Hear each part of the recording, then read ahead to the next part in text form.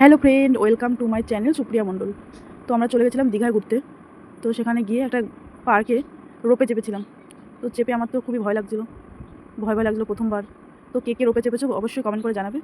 তো দেখো ওখানে বসে বসে এই যে আমার এক বান্ধবী ভিডিও করছে,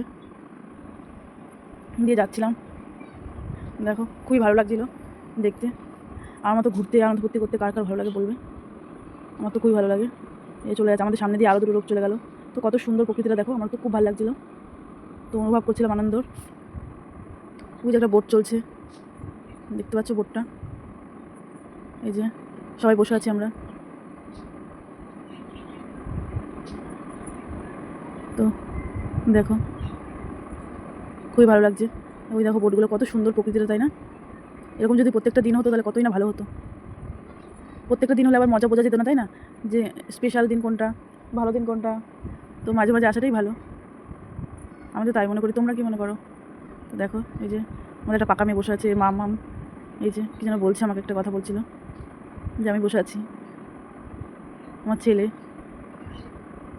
চলো টাটা বাই।